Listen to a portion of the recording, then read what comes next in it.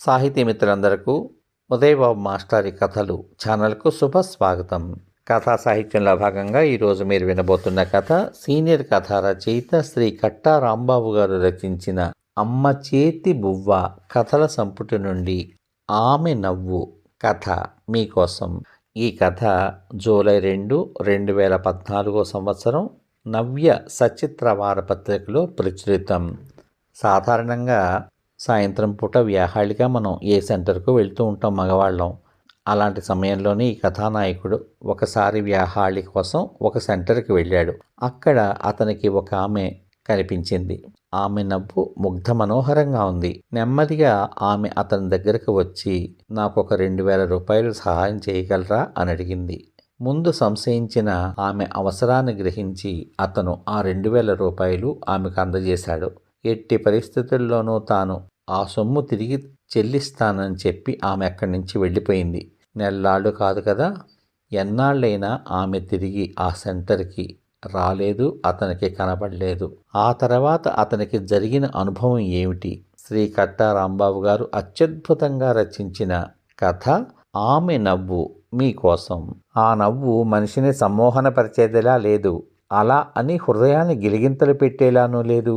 ఎంతో ఆత్మీయంగా ఉంది, మనసును ఆహ్లాదపరిచేలా ఉంది. ఇద్దరు స్నేహితులో లేక ఇద్దరు ప్రేమికులో మాట్లాడుకునే సందర్భంలో మనసు నిండా సంతోషంగా ఉన్నప్పుడు వచ్చే నవ్వులా ఎంతో అందంగా ఉంది ఆమె నవ్వు. నిజానికి ఆమె ఎవరో నాకు తెలీదు. ఇంతకు ముందెన్నడూ చూసిన గుర్తు కూడా లేదు. నేనెవరో ఆమెకు తెలుసో లేదో నాకు తెలియదు. కానీ ఆమె నన్ను చూసి నవ్విందంటే నేను ఆమెకి తెలిసే ఉండాలి. ఎందుకంటే ఎవరో అపరిచితుల్ని కావాలని పలకరించినప్పుడు నవ్వే కృత్రిమ నవ్వులా లేదు. అసలు నేను ఆ సమయంలో ఆ సెంటర్కి వెళ్ళను. ఎందుకంటే సాయంకాలాలప్పుడు ఆ సెంటర్ చాలా రద్దీగా ఉంటుంది. ఈరోజు మార్నింగ్ వాక్ చెయ్యని కారణంగా సాయంకాలం నడుద్దామని బయలుదేరాను. సరిగ్గా అప్పుడే ఆమె నాకు ఎదురయ్యింది. నాతో ఏమీ మాట్లాడకుండానే నా పక్క నుంచి వెళ్ళి కొంత దూరం నడిచి ఆగింది. ఆమె ఎవరో అర్థం కాక వెనక్కి తిరిగిన నాకు ఆమె నా వంకే చూస్తూ కనిపించింది. ఆమె ముఖంలో నవ్వు మాత్రం చెక్కు చెదరలేదు. నాకు మాత్రం మతిపోతోంది. ఇంతకీ ఆమె ఎవరు? ఒకవేళ నా శ్రీమతి స్నేహితురాలు కాదు కదా? తన గురించి అడగడానికి ఆగిందా? పోనీ దగ్గరికి వెళ్ళి అడిగితే అదే మంచిది. లేకపోతే ఈ సస్పెన్స్ని భరించడం కష్టంగా ఉంది. ఆమె దగ్గరగా నడిచాను. నేను తన దగ్గరికి రావడం చూసి ఆమె కొంచెం దూరంగా వెళ్ళి ఎవరూ లేని చోట నిలబడింది. ఆమెకి 35 ఏళ్ళు ఉండొచ్చు. సాదా చీరలో అందంగా ఆకర్షణీయంగా ఉంది. నేను వెళ్ళి ఆమె పక్కగా నిలబడి, మీరెవరో నాకు తెలియదు, మిమ్మల్ని ఎప్పుడూ కూడా నేను చూడలేదు. నన్ను చూసి మీరు నవ్వుతుంటే నేను మీకు తెలుసునేమో అనిపిస్తోంది. ఇంతకీ మీరు అని ఆగాను. ఆమె ఒక్కసారి నవ్వింది. నిజమే, మీరు నన్ను ఎప్పుడూ చూసుండరు. నేనే మిమ్మల్ని అప్పుడప్పుడు చూస్తుంటాను. మీ అపార్ట్మెంట్ పక్కన ఒక అపార్ట్మెంట్ ఉంది కదా, దాని పక్కన 2 పోర్షన్లు ఉన్న చిన్న ఇంట్లో ఒక దానిలో మేము ఉంటాం. మీరు రోజు ఆఫీస్కి మా ఇంటి ముందు నుంచే వెళ్తూ ఉంటారు. మీరు మోటార్ బైక్ మీద వెళ్తూ మా ఇంటి వైపు చూసే అవకాశం లేదు కాబట్టి నన్ను చూసి ఉండరు. అప్పుడప్పుడు మీరు నాకు కనిపిస్తారు. ఇంతకీ మీకు నాతో ఏమైనా పనుందా అడిగాను ఆమెను. కాసేపు సంశయించి నెమ్మదిగా అంది, నాకు హెల్ప్ చేయగలరా? చెప్పండి. ఇలా అడుగుతున్నానని నన్ను మరోలా భావించకండి. చాలా దయనీయమైన పరిస్థితిలో ఉండి అడగవలసి వస్తోంది. నాలాంటి పరిస్థితి ఎవ్వరికీ రాకూడదని కోరుకుంటున్నాను. ఇంతకీ మీరు అసలు సంగతి చెప్పనే లేదు. చెప్పడానికి ఆమె మొహమాట పడుతోంది. అంతవరకు నవ్వుతూ ఉన్న ఆమె ముఖంలో ఏదో సన్నని బాధ గోచరిస్తోంది. పర్వాలేదు, అడగండి, నేను చేయగలిగితే చేస్తాను. కాసేపు మౌనం తర్వాత ఆమె చెప్పింది, నాకు 2000 రూపాయలు ఇవ్వగలరా? నేను ఆశ్చర్యంగా ఆమె వంక చూశాను. ఆమె ఎవరో నాకు తెలియదు. ఆ సంగతి ఆమెకి తెలుసు. తెలియని వ్యక్తికి ఎవరైనా డబ్బులు ఇస్తారా? ఎలా అడగగలిగింది? మీ అనుమానాన్ని నేను ఊహించగలను. తెలియని వ్యక్తికి ఎలా సాయం చేస్తారని అనుకుంటున్నారు కదూ? తెలుసున్న వాళ్ళకే సాయం చేయాలి, తెలియని వారికి సాయం చేయకూడదు అనేమీ లేదుగా. అసలు ఆమె ఎవరు? 100, 200 కదా, పోతే పోయాయి అనుకోవచ్చు. ఏకంగా 2000! అంత మొత్తం ఎందుకు ఇస్తారు? లేదనేస్తే సరిపోతుంది. మీ దగ్గర డబ్బు తీసుకుని ఎక్కొడతానని అనుకుంటున్నారేమో. తొందరలోనే మీ డబ్బులు మీకు తిరిగి ఇచ్చేస్తాను. తెలియని వ్యక్తి డబ్బులు అడిగితే ఎవరికైనా అనుమానం వస్తుంది, అవి తిరిగి వస్తాయో రావోనని. అసలు తెలిసిన వ్యక్తికి డబ్బులు ఇవ్వాలంటేనే ఎంతో ఆలోచించాల్సిన పరిస్థితి. అలాంటప్పుడు మీరు ఆలోచించడంలో తప్పు లేదు. కానీ నాకు డబ్బు చాలా అవసరం ఉండి దిక్కుతోచని పరిస్థితుల్లో మిమ్మల్ని అడుగుతున్నాను. ఆమెకేం చెప్పాలో అర్థం కావడం లేదు. ఆమెను చూస్తుంటే మోసం చేసే మనిషిలా కనిపించడం లేదు. అలా అని ఇవ్వాలంటే ఆమె ఎవరో తెలియదు, ముక్కు మొహం తెలియని వాళ్ళకి ఇచ్చిన తర్వాత బాధపడాలి. మీరేం ఆలోచిస్తున్నారో నేను ఊహించగలను. కానీ మీకు నా మీద నమ్మకం కలగడం లేదు. దానికి ఒక మార్గం చెప్తాను. అంతకన్నా నాకు మరో దారి లేదు. అలా అంటున్నప్పుడు ఆమె కంఠం కొద్దిగా వణికింది. ఏమిటది అడిగాను. మీరు నన్ను గంట సేపు ఎక్కడికైనా తీసుకెళ్ళండి. మీరు ఎక్కడికి రమ్మంటే అక్కడికి వస్తాను. అప్పుడే నాకు డబ్బులు ఇవ్వండి. ఆమె కళ్ళల్లో కన్నీటి తెర. ఆమె మాటలకు బిత్తరపోయాను. అంటే నేను చెప్పిన మాట మీకు అర్థం కాలేదు అనుకోను. మీరిచ్చే డబ్బులకు ప్రతిఫలంగా నన్ను నేను ఇచ్చుకోవడం తప్ప నేను ఈ పరిస్థితుల్లో ఏం చెయ్యలేను. ఆమె బుగ్గల మీదుగా కన్నీరు. ఆమెను ఆ స్థితిలో చూస్తే జాలేసింది. ఇచ్చేద్దామా అనుకున్నాను. ఇవ్వడానికి నా దగ్గర డబ్బులున్నాయి. అయితే ఆమె ఎందుకు అడుగుతోందో తెలుసుకోవాలి. అదే అడిగాను. కొంచెం సేపు మౌనంగా ఉండి అప్పుడు చెప్పింది. ఈరోజు మధ్యాహ్నం మా అమ్మాయి పెద్ద మనిషి అయింది. మా వారిక్కడ ఓ బట్టల కొట్లో గుమాస్తాగా పనిచేస్తున్నారు. ప్రస్తుతం ఆయన ఊళ్ళో లేరు. ఆయన యజమాని కలిసి బట్టలు కొనుక్కోవడానికి మహారాష్ట్ర వెళ్లారు. ఇంకో 15 రోజుల వరకు రారు. నాకేం చెయ్యాలో పాలుపోవడం లేదు. మాకు ఒక్కతే కూతురు. ఈ ఫంక్షన్ గ్రాండ్గా చెయ్యకపోయినా కనీసం స్నానం చేయించి కొత్త బట్టలు వెయ్యాలి. ఇరుగు పొరుగు వాళ్ళకి తాంబూలాలు ఇవ్వాలి. వాటి కోసం కనీసం 2000 ఉండాలి. ఆయన ఊరు వెళ్తూ ఇంటి ఖర్చులకి ఇచ్చారు. అవి కూడా అయిపోవచ్చాయి. డబ్బు లేనప్పుడు అంత ఖర్చు పెట్టే చేయలేకపోతేనే అని మీరు అనుకోవచ్చు. కానీ మా ఒక్కగానొక్క కూతురు మా బంధువుల ఇళ్లలో జరిగే ఫంక్షన్లన్నీ చూసింది. ఈ విషయంలో మేం పట్టించుకోకపోతే అది ఫీల్ కావచ్చు. అందులోనూ ఇరుగు పొరుగు వారు, మా బంధువులు కూడా నానా మాటలు అంటారు. కష్టమో నష్టమో ఇప్పుడు చేస్తే మేం కూడా ప్రశాంతంగా ఉండగలం. నాకు తెలిసిన ఎంతో మందిని అడిగాను. ఎవ్వరూ ఇవ్వలేదు. గత్యంతరం లేని పరిస్థితుల్లో మిమ్మల్ని అడుగుతున్నాను. మా వారు వచ్చిన తర్వాత మా యజమాని దగ్గర తీసుకుని మీకు ఇచ్చేస్తాను అంటూ ఆగింది. ఆమెను చూస్తే చాలా జాలేసింది. కానీ ఇందులో ఎంతవరకు నిజం ఉందో తెలియదు. మా ఫ్రెండ్స్ చాలామంది చెబుతూ ఉంటారు ఈ రకంగా జరిగే మోసాల గురించి. కానీ ఎందుకో ఆమెను చూస్తుంటే మోసం చేసేదానిలా కనిపించడం లేదు. ఆమెకు డబ్బు ఇవ్వాలని నిశ్చయించుకుని ఆమెతో అన్నాను. చూడండి, మీరు చెప్పేది నిజమే కావచ్చు. మీకు డబ్బులు అవసరం చాలా ఉండి ఉండొచ్చు. కానీ కేవలం 2000 రూపాయల కోసం మిమ్మల్ని మీరు అర్పించుకోవడం అన్నది సమర్థనీయమైన విషయం కాదు. మీకు డబ్బులు ఇస్తానని చెప్పి మిమ్మల్ని తీసుకెళ్ళి వాళ్ళు అవసరం తీరాక మీకు డబ్బులు ఇవ్వకుండా మోసం చేస్తే మీరేం చేయగలరు?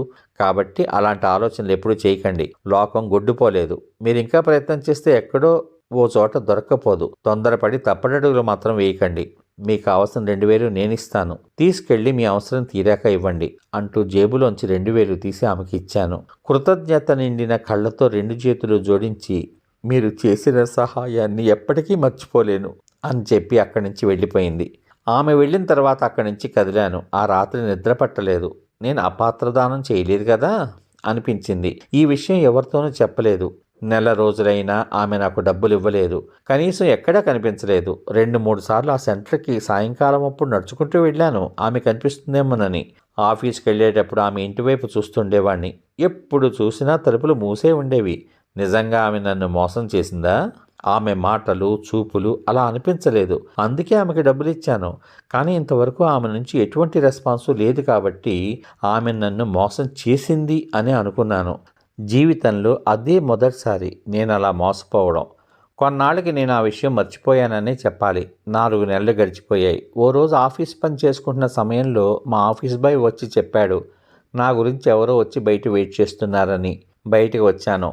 కారిడార్లో ఓ 12-13 ఏళ్ల వయసున్న అమ్మాయి నిలబడి ఉంది. దూరం నుంచి నన్ను చూసి పలకరింపుగా నవ్వింది. ఆ నవ్వు అచ్చం ఆమె నవ్వులా ఉంది. ఈ అమ్మాయిలో ఆమె పోలికలున్నాయి, నో డౌట్. ఈ అమ్మాయి ఆవిడ కూతురు అయ్యి ఉంటుంది. నమస్తే సార్ అంది ఆ అమ్మాయి నేను దగ్గరగా వెళ్ళేసరికి.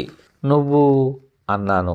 నేనెవరో మీకు తెలియపోవచ్చు సార్, కానీ మీరు నాకు తెలుసు. మీరు మా అమ్మకి 2000 ఇచ్చారు కదా, అప్పుడు చెప్పింది మిమ్మల్ని చూపించి. ఆ డబ్బులు ఇచ్చి వెళ్దామని వచ్చాను. అంతలోనే ఆ అమ్మాయి ముఖంలో విషాదం. ఆ అమ్మాయి ఎందుకలా ఉందో అర్థం కాలేదు. కాసేపు ఆగి అంది, సార్ మీకు ఇవ్వాల్సిన 2000 ఇవ్వడం చాలా ఆలస్యమైంది. క్షమించండి సార్. మా అమ్మ పదే పదే చెప్పింది సార్, మీకు త్వరగా డబ్బులిచ్చేయమని.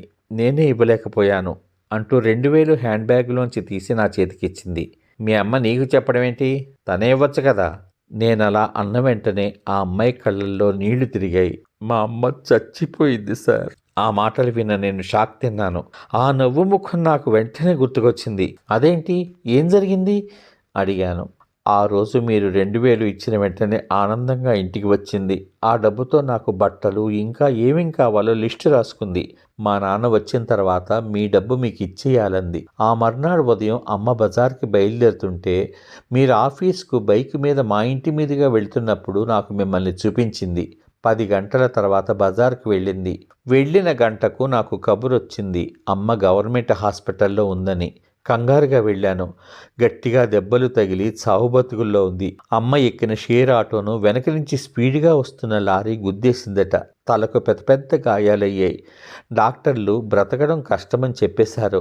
మా నాన్నకు ఫోన్ చేసి చెప్పాను. అమ్మ స్పృహలో ఉండగా చెప్పింది మీకు డబ్బును ఎలా అయినా సరే అందచేయమని. నేను మీకు తప్పకుండా అందచేస్తానని మాట ఇచ్చాను. మా నాన్న వచ్చిన రోజునే అమ్మ చనిపోయింది. అప్పటికి ఆమె స్పృహలో లేదు. మీరిచ్చిన డబ్బులు మా అమ్మ అంత్యక్రియలకి పనికొచ్చాయి. ఆ అమ్మాయి కళ్ళల్లో నీరు బొగ్గల మీదుగా జారిపోతున్నాయి. ఎంతటి హృదయ విదారకమైన సంఘటన! ఆమె అప్పుడు కలలో కూడా ఊహించుండదు. నా దగ్గర తీసుకుంటున్న డబ్బు తన అంత్యక్రియలకు పనికొస్తాయని ఆ అమ్మాయి మళ్ళీ చెప్పడం ప్రారంభించింది. అమ్మ పోయినప్పటి నుంచి నాన్న పిచ్చోడైపోయాడు. తాగుడికి బానిసైపోయి సంపాదించిందంతా ఇంట్లో కొంత ఇచ్చి మిగిలింది తాగేస్తున్నాడు. మీకు ఇవ్వాల్సిన డబ్బు ఎలా ఇవ్వాలో అర్థం కాలేదు. మీకు తప్పకుండా ఇస్తానని అమ్మకు చెప్పాను. అమ్మకు ఇచ్చిన మాట నెరవేర్చకపోతే అమ్మ ఆత్మకు శాంతి కలగదు. అందుకే నేను స్కూలుకి వెళ్లే ముందు 1 గంట, అయిపోయిన తర్వాత 1 గంట పని చేయడానికి ఓ ఇంట్లో కుదిరాను. వాళ్ళు నెలకి 500 ఇస్తున్నారు. నేను పనిచేస్తున్నట్లు మా నాన్నకి తెలీదు. అసలు నన్ను స్కూలు మానేయమంటున్నాడు. తను ఇంకా చదివించలేనని ఇంట్లో పడుండమంటున్నాడు. నేను బాగా చదువుకోవాలని అమ్మ కోరిక. బాగా చదివి ఉద్యోగం చేయాలని ఎప్పుడూ చెబుతూ ఉండేది. అమ్మ కోసమైనా నేను చదువుకోవాలి. నాన్న వద్దన్నా నేను ఎక్కడో ఓ చోట పని చేసుకుంటూ చదువుకుంటాను. అది చాలు నాకు. ఆ అమ్మాయి కళ్ళలో వాళ్ళమ్మ కోరిక తీర్చాను అన్న సంతృప్తి కనిపించింది. ఆ అమ్మాయి ఎంత బాధ్యతగా తీసుకుంది. వాళ్ళమ్మ చనిపోయిందన్నప్పుడు అయ్యో పాపం అనిపించింది. కానీ వాళ్ళమ్మకిచ్చిన మాట కోసం ఒకరింట్లో పని మనిషిగా చేరి ఆ డబ్బు నాకు ఇవ్వడం తలుచుకుంటుంటే మనసంతా ఎలాగో అయిపోయింది. ఎందుకు ఆ డబ్బు తీసుకోవాలి అని అనిపించలేదు. తిరిగి ఇవ్వబోయాను. ఆ అమ్మాయి తీసుకోలేదు.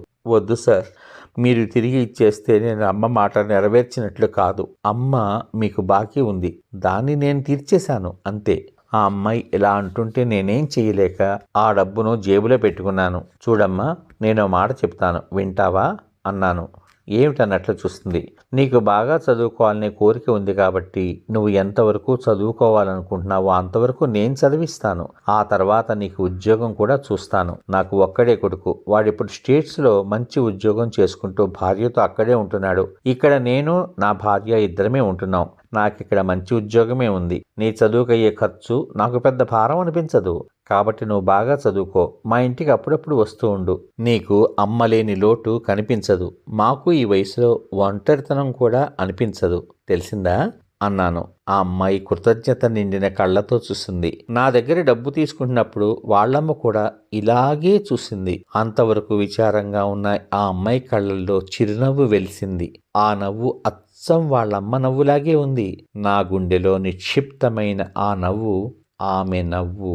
సమాప్తం. ఇంతవరకు మీరు సీనియర్ కథా రచయిత శ్రీ కట్టా రాంబాబు గారు రచించిన అమ్మ చేతి బువ్వ కథల సంపుటి నుండి ఆమె నవ్వు కథ విన్నారు. ఈ కథ మీద మీ అమూల్యమైన అభిప్రాయాలను వీడియో కింద పొందుపరచమని కోరుకుంటూ మళ్ళీ మరొక మంచి కథతో మీ ముందుకు వస్తాను. అంతవరకు నమస్కారాలతో కొత్తపల్లి ఉదయబాబు.